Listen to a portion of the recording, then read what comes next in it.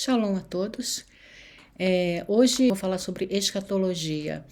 Eu vou fazer um resumo do que é a escatologia cristã e também a escatologia muçulmana, porque com essa guerra eu vejo muita gente falando, Jesus está voltando, e do lado muçulmano também, dizendo que a vitória do Islã está se aproximando.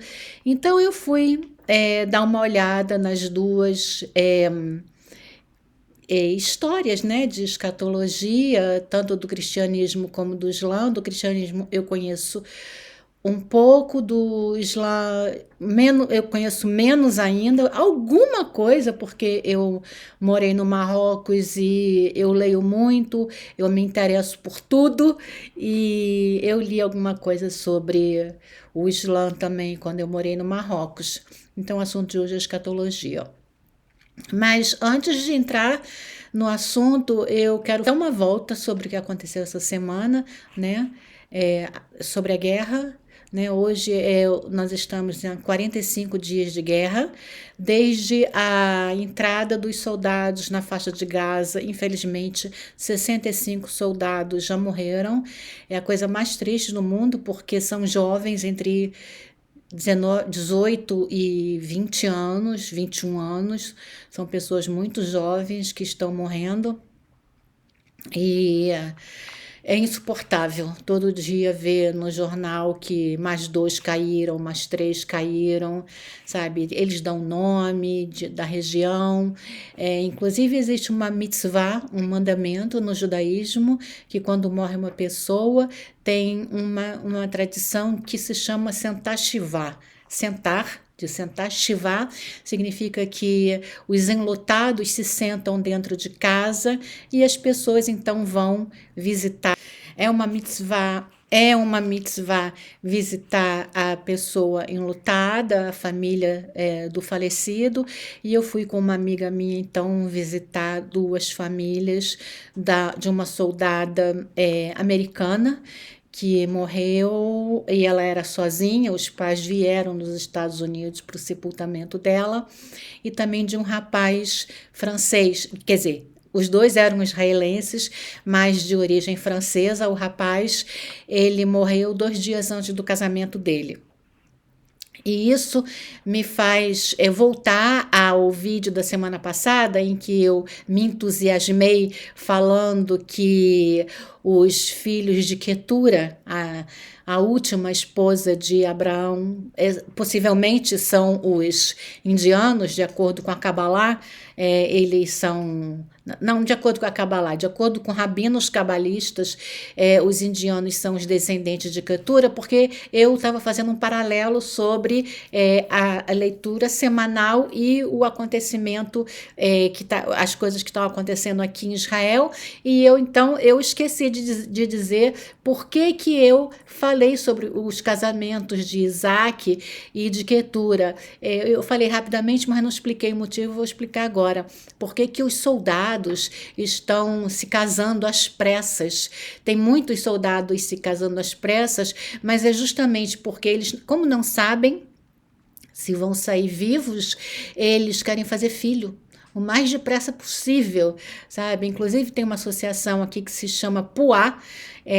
Para quem não presta atenção, Puá é o nome de uma das duas parteiras das mulheres egípcias lá no início do livro de Êxodo, e eram as parteiras que o faraó mandou que elas matassem os bebês, os meninos, e elas se recusaram. Então uma delas se chamava Puá, e existe uma associação aqui em Israel que se chama Puá, que é uma associação para fertilidade, para ajudar mulheres ou casais com dificuldade de ter filhos, e essa associação tem ajudado as noivas, dando hormônio, fazendo, sei lá, contando datas e tal, para que no dia do casamento elas estejam férteis. Então, esse é o motivo porque o paralelo que eu queria fazer e que eu acabei me distraindo no último vídeo entre os casamentos de Abraão e Isaac, e os casamentos que estão acontecendo aqui com os nossos soldados. Também queria comentar sobre a chegada daquele brasileiro da faixa de Gaza ao Brasil, Hassan Rabi, que foi recebido com todas as pompas, toda a honra pelo presidente do Brasil, cujo nome eu não menciono, porque de acordo com a Kabbalah, a gente não deve pronunciar nome de demônios, então eu me refiro a ele como presidente do Brasil. Esse rapaz tem um Instagram onde ele tem posts que ele fazia apologia ao terrorismo. Eu publiquei no meu Instagram e no meu Facebook os prints que eu mesma fiz das postagens dele, mas agora ele deletou. E a última coisa que eu ouvi é que o advogado dele instruiu ele para mover uma ação na justiça para dizer que é fake news, que os posts nunca existiram. Então, esse é o resumo. Também, tristemente, eu às vezes me pego, né, pensando nos sequestrados. Eram 239 pessoas, mas nós tivemos informações de que uma mulher grávida deu à luz, e então agora tem 240 pessoas nos túneis do Hamas, né? E aí eu fico pensando, como é que eles estão, sabe? Como é que está o mental das pessoas, das pessoas adultas, dos adolescentes, quais serão as sequelas psicológicas para as crianças e para os bebês, né? Às vezes eu me pergunto, será que quando eles forem libertados, será que tem gente que vai se suicidar porque não vai suportar conviver com as lembranças? São questões que às vezes me vêm à mente. De vez em quando eu penso nas pessoas que estão lá debaixo dos túneis já há 45 dias. Né? Então, esse é o resumo da semana. Então, vamos entrar no assunto. Eu vou começar falando de escatologia cristã. Né? Escatologia, primeiro eu vou explicar o que é escatologia, que é o estudo do fim dos tempos, a consumação final de tudo, segundo a concepção bíblica cristã. A palavra escatologia é derivada de duas palavras gregas que significam último e estudo dos últimos tempos. Escatos é por último e logia é estudo. A escatologia cristã consiste no estudo dos eventos relacionados ao fim dos tempos, que são o retorno de Jesus, a ressurreição dos mortos, o arrebatamento, a grande tribulação, o milênio, o juízo final, o banimento da morte, do diabo e seus seguidores para o lago de fogo e a criação de um novo céu e uma nova terra. Então vamos começar com a segunda vinda de Jesus. Na carta à igreja de Tessalônica, Paulo de Tarso escreve, abre aspas, porque o mesmo Senhor descerá do céu com alarido e com voz de arcanjo e com a trombeta de Deus, e os que morreram em Cristo ressuscitarão primeiro. Depois nós, os que ficarmos vivos, seremos arrebatados juntamente com ele nas nuvens, a encontrar o Senhor nos ares, e assim estaremos para sempre com o Senhor. Isso está na primeira carta aos Tessalonicenses, no capítulo 4, versos 16 e 17. O encontro dos vivos com os mortos ressuscitados é conhecido como o arrebatamento. Essa passagem implica que Paulo acreditava que os três eventos, a volta de Jesus, a ressurreição e o arrebatamento, aconteceriam ou acontecerão, de acordo com a fé de cada um, todos mais ou menos ao mesmo tempo. A escatologia cristã também menciona o exército do Senhor em Apocalipse 19, versículo 11, que diz, abre aspas, e viu o céu aberto, e eis um cavalo branco, e o que estava sentado sobre ele chamava-se Fiel e Verdadeiro, e julga e peleja com justiça, fecha aspas. Aqui, Jesus é apresentado como um guerreiro, pronto para guerrear contra as forças do mal. O exército dos céus parece ser composto pelos crentes ressuscitados e os arrebatados.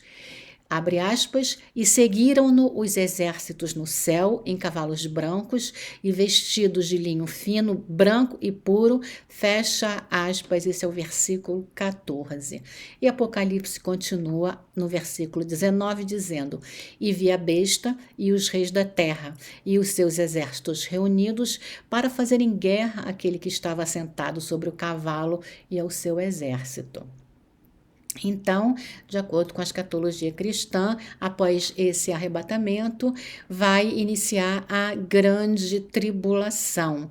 Né? Jesus falou sobre várias catástrofes naturais e catástrofes provocadas pelo homem numa escala assim impressionante. Também na escatologia cristã existe a figura da abominação da desolação. Jesus disse, abre aspas, quando pois virdes que a abominação da desolação de que falou o profeta Daniel está no lugar santo, e continua, né? Porque haverá então grande aflição. Está em Mateus 24, dos versículos 15 a 21, que eu não li tudo. Alguns acreditam que a profecia foi cumprida no ano 70 da Era Comum, pois Jesus disse, abre aspas, em verdade vos digo que não passará esta geração sem que todas as coisas aconteçam. Então, isso está em Mateus 24 e 34, existe uma parte da cristandade ou dos teólogos cristãos que dizem que essa profecia já se cumpriu, agora outros veem um cumprimento parcial da profecia no ano 70 da Era Comum e uma realização mais completa em alguma data futura, porque muitos dos elementos contextuais associados à profecia de Jesus não foram cumpridos no ano 70 da Era Comum, quando o grande templo foi incendiado e os judeus foram dispersos.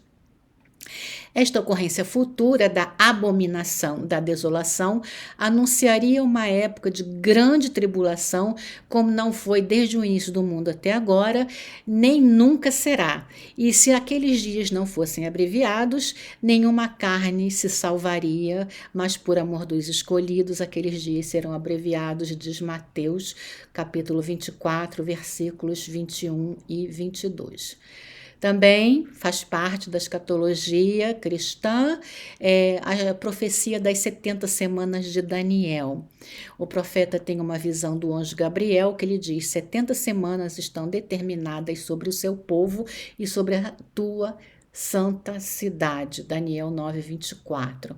As 70 semanas são divididas em 3 períodos, 7 semanas e 62 semanas e 1 semana.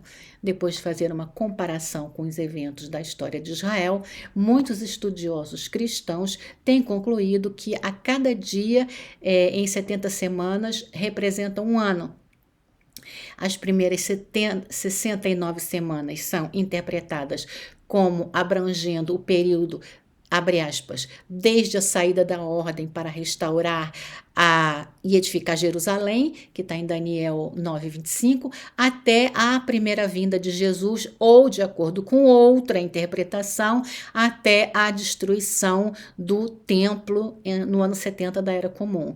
Mas pensa-se na última semana como os anos de tribulação que virão no final dessa época, imediatamente anterior à Era da Paz milenar, que também é outra coisa que faz parte da escatologia cristã, é o reino do milênio.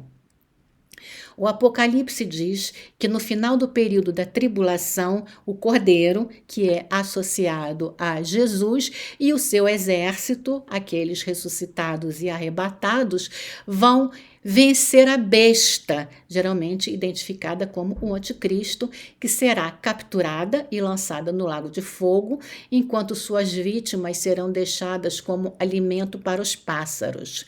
Satanás, a força motriz espiritual da besta e seus exércitos, será preso por 1000 anos e aí vem o juízo final. Segundo o Novo Testamento, a idade do milênio da paz coloca um ponto final na história humana do planeta Terra. No entanto, a história ainda não está completamente acabada, abre aspas. E acabando-se os 1000 anos, Satanás será solto de sua prisão e sairá a enganar as nações que estão sobre os 4 cantos da terra, Gog e Magog, cujo número é como a areia do mar, para as juntar em batalha. Apocalipse 27-9. Após a derrota de Gog, o juízo final começa, abre aspas, e o diabo que os enganava foi lançado no lago de fogo e enxofre, onde está a besta e o falso profeta. E de dia e de noite serão atormentados para todo o sempre. Apocalipse 20:10. Satanás se juntará ao anticristo e ao falso profeta, que foram condenados ao lago de fogo no início do milênio. Após a sua remessa para o lago de fogo, seus seguidores subirão para o julgamento. Essa é a segunda ressurreição, e todos aqueles que não faziam parte da primeira ressurreição na vinda de Cristo agora se levantam para o julgamento. Abre aspas. E vi um grande trono branco, e o que estava sentado sobre ele, de cuja presença fugiu a terra e os céus, e não se achou lugar para eles. E deu o mar os mortos que nele havia, e a morte e o inferno deram os mortos que neles havia, e foram julgados, cada um segundo as suas obras. E a morte e o inferno foram lançados no lago de fogo. Esta é a segunda morte. E aquele que não foi achado escrito no livro da vida foi lançado no lago de fogo. Apocalipse 20, versículos 11 e depois de 13-15. E aí, depois disso tudo, é que vem o novo céu e a nova terra, com a nova Jerusalém. O grande trono branco marca o fim da história, como nós a conhecemos. O drama da terra chegou à sua conclusão e a história humana chega ao fim.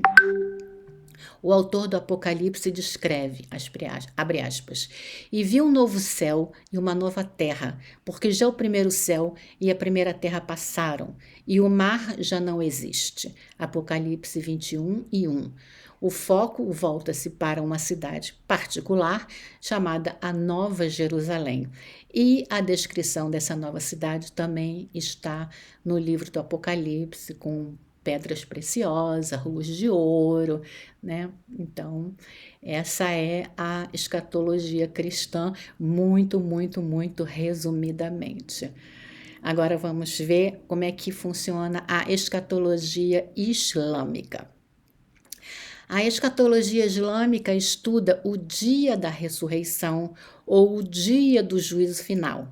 Os muçulmanos acreditam que esse evento será a avaliação final da humanidade por Alá, com a aniquilação de toda a vida, ressurreição e julgamento. Quer dizer, antes da ressurreição e do julgamento, todos os seres humanos vão morrer, não vai sobrar ninguém. Aí eles vão ser ressuscitados e julgados.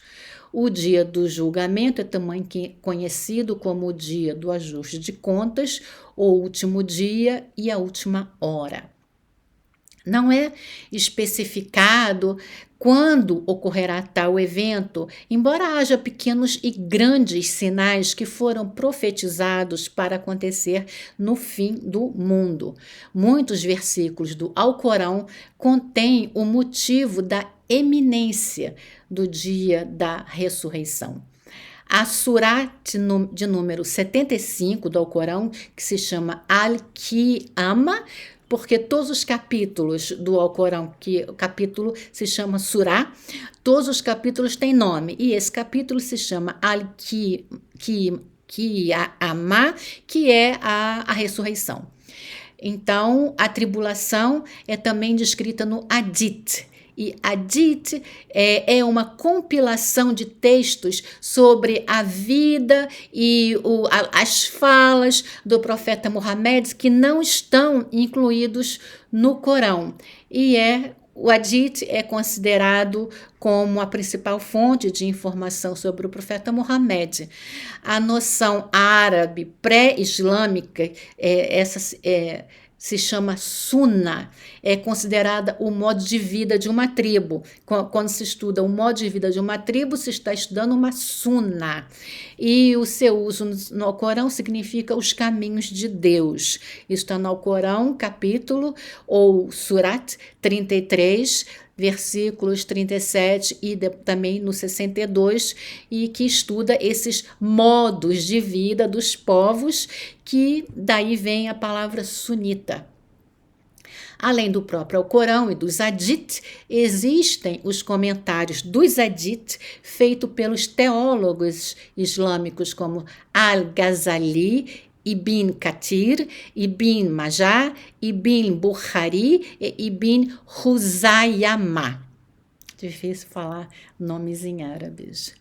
Os Hadith descrevem o fim do mundo com mais especificidade do que o Alcorão, enumerando os eventos através de 12 sinais principais.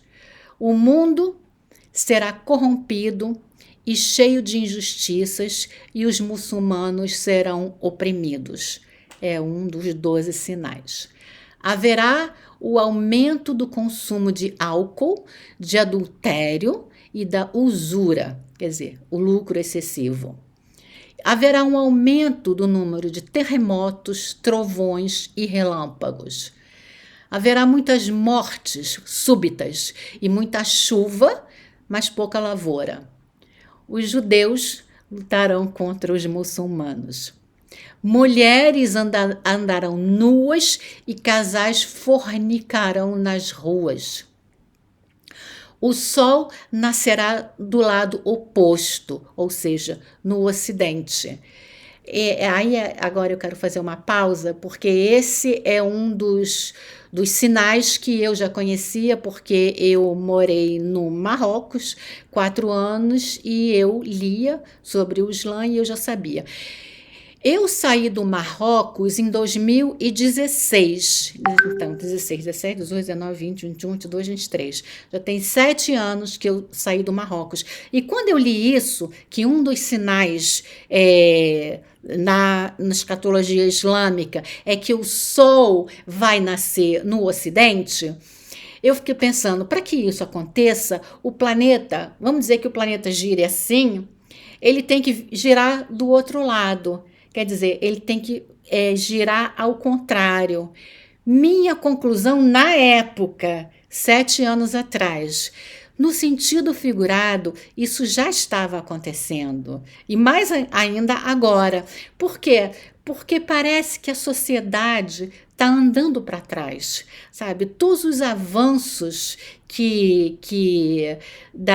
nas áreas de direitos humanos, sabe? Tudo está regredindo. Nós estamos voltando ao tempo da barbárie, sabe? Inclusive, eu estava pensando essa semana que esse momento atual que nós estamos vivendo, ele se assemelha muito, muito ao período pré-diluviano, sabe? Onde as pessoas eram desse jeito que está escrito nos hadith islâmicos, sabe? Os pais não respeitavam as filhas, tinham sexo com as filhas, tinham sexo com os filhos, sabe? Não tinha ordem, não tinha lei, não tinha moral, não tinha nada, não tinha nada. E então o Eterno decidiu que ia destruir aquela geração.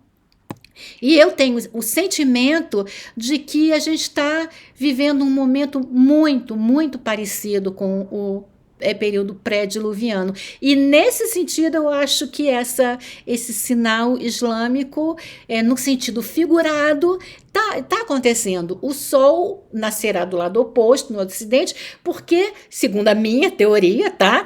O mundo está girando ao contrário, o mundo está andando para trás. Né? Bom, fecha aqui a minha digressão. Então, um outro sinal é a fera falante Dabad Allah, que é a besta da terra, também conhecida como o falso profeta, aparecerá para marcar a testa de todos, diferenciando os muçulmanos dos não muçulmanos, os fiéis dos infiéis, os crentes dos descrentes. E só é crente e fiel quem for muçulmano. Esse falso profeta, na verdade, ele não aparece no Corão, mas ele é famoso nos hadiths e na escatologia islâmica como um todo. Ele é descrito como um homem horrível, cego do olho direito, com a palavra kafir, infiel, marcada na testa, e tentará então converter muçulmanos para o lado dele, o lado do mal. O falso profeta Dajjal aparecerá no mundo. Também será anunciada pela trombeta do arcanjo Israfel a batalha do juízo final, que acontecerá entre Al-Dajjal e o profeta Mahdi, que é o redentor profetizado do Islã.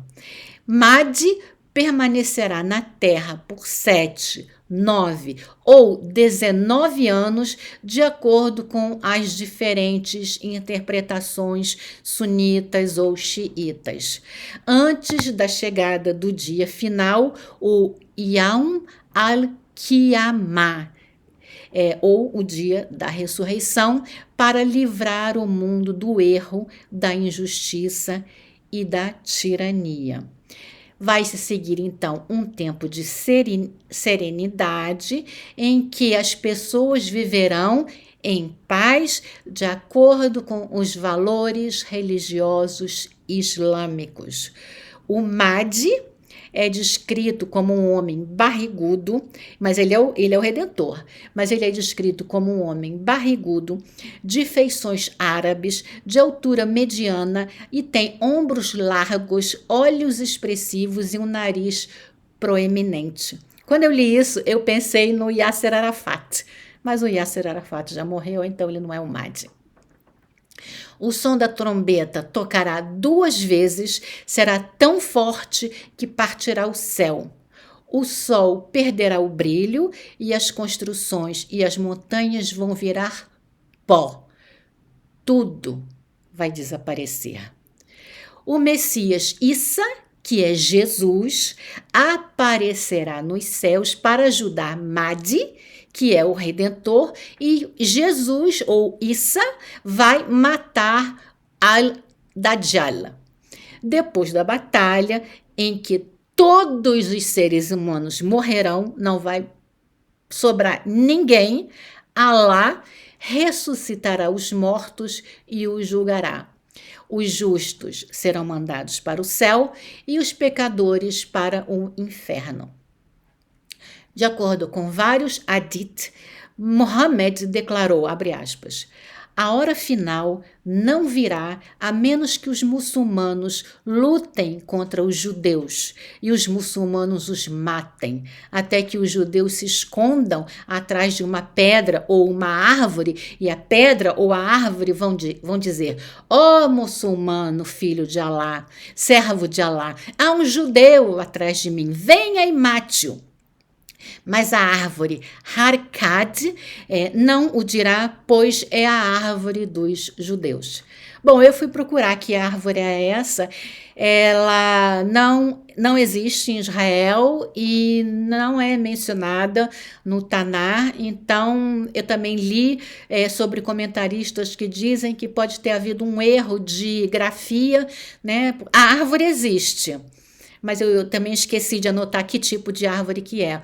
Só que ela não existe em Israel e também não é citada no Tanar, mas de acordo com Muhammad, é a árvore que protege os judeus.